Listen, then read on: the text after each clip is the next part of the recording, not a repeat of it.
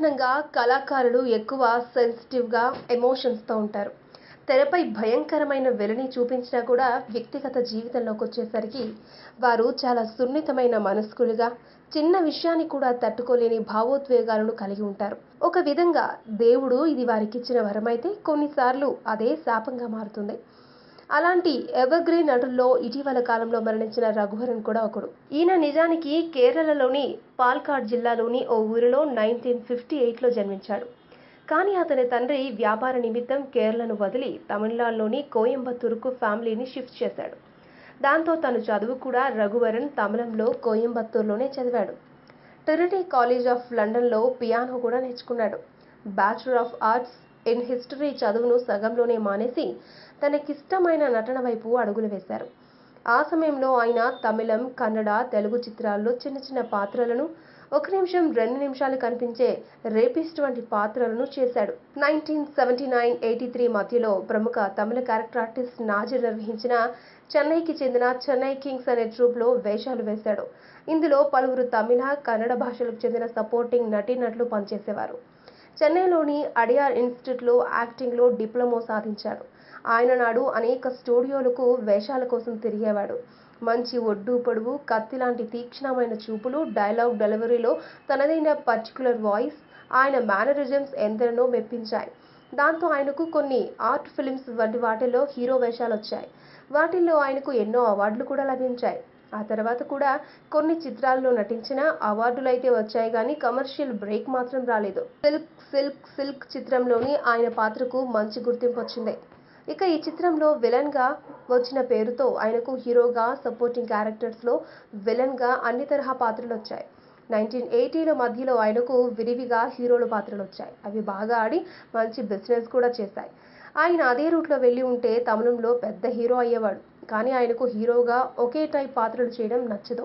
తనను తాను నిరూపించుకునే విభిన్న పాత్రల కోసం ఆయన అన్వేషణ సాగింది. అలాంటి పాత్రలు రావాలంటే హీరో ఇమేజ్ అడ్డొస్తుందని భావించాడు. దాంతో ఈ తరహా చిత్రాలకు నో చెప్పడం మొదలుపెట్టాడు. సామాన్యుడిలా కాలేజ్ స్టూడెంట్ నుంచి గూండాగా మారిన పాత్రలు, తాగుడికి, డ్రగ్స్కి బానిసైన మెడికల్ స్టూడెంట్ వంటి వైవిధ్యమైన పాత్రలకు జీవం పోశాడు.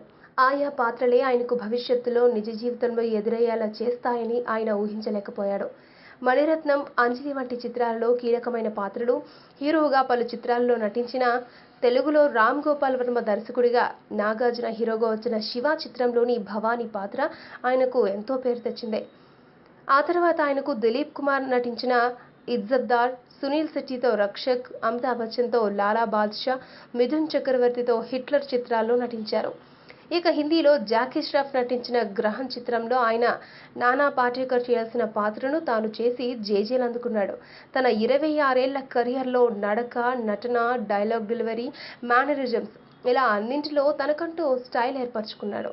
ఆయన విలన్గా నటిస్తున్నాడంటే ఎదురుగా నటించే హీరోలు కూడా ఆయన తన నటనతో తమను ఎక్కడ డామినేట్ చేస్తాడోనని భయపడేంతగా తన పాత్రల్లో పరకాయ ప్రవేశం చేసేవాడు.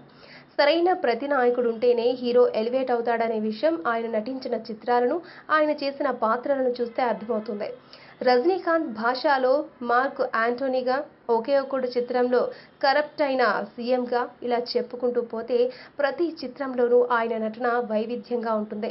తెలుగులో ఆయన చిరంజీవి పసివాడి ప్రాణంలో నటించి గుర్తింపు తెచ్చుకున్నాడు.